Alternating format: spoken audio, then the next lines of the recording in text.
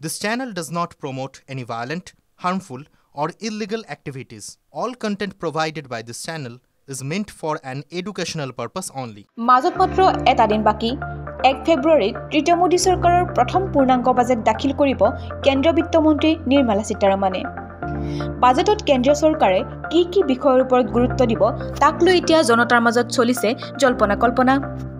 আয়কৰ কৰদাতা আদিৰ লগতে ৰেলৱে ক্ষেত্ৰ সন্দৰ্ভতো চৰকাৰে কোনো ডাঙৰ ঘোষণা কৰিব পাৰে। 2016 চন পৰ্যন্ত দেশত সাধাৰণ বাজেট আৰু ৰেল বাজেট পৃথককৈ দাখিল কৰা হৈছিল।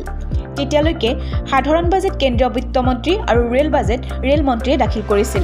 কিন্তু 2017 চনৰ পৰা ইয়াক একত্ৰিত কৰি একেলগে দাখিল কৰাৰ ব্যৱস্থা কৰি অহা হৈছে। গতিকে পূৰ্ণাংগ বাজেট দাখিল কৰাৰ সময়ত ৰেলৱেক লৈ চৰকাৰে কি ডাঙৰ ঘোষণা কৰে তাক লৈ এতিয়া চলিছে সৰব চৰ্চা।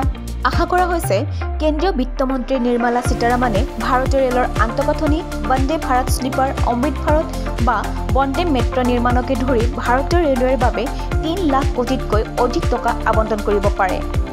2024-25 চনৰ সাধাৰণ বাজেটত ৰেলৱেৰ বাবে 2,65,000 কোটি টকা আবণ্টন দিছিল চৰকাৰে। ইতিমধ্যে ইয়াৰে 80% ধন খৰচ হৈছে। গতিকে এই পূৰ্ণাংগ বাজেটত চৰকাৰে ইয়াৰ পৰিমাণ বঢ়াই 3 লাখ কোটি টকা কৰিব পাৰে। বিশেষজ্ঞসকলৰ মতে এইবাৰ বাজেটত বুলেট ট্ৰেইনৰ বাবে বাজেট বৃদ্ধি, টিকট ব্যৱস্থাৰ ক্ষেত্ৰত এআই ব্যৱহাৰ, অমৃত ভাৰত ষ্টেচন আদিৰ ক্ষেত্ৰত কোনো ডাঙৰ ঘোষণা কৰিব পাৰে। ইয়াৰ উপৰি ৰেল দুৰ্ঘটনা হ্ৰাস কৰাৰ ক্ষেত্ৰত কোনো বিশেষ পদক্ষেপ গ্ৰহণ কৰিব পাৰে চৰকাৰে।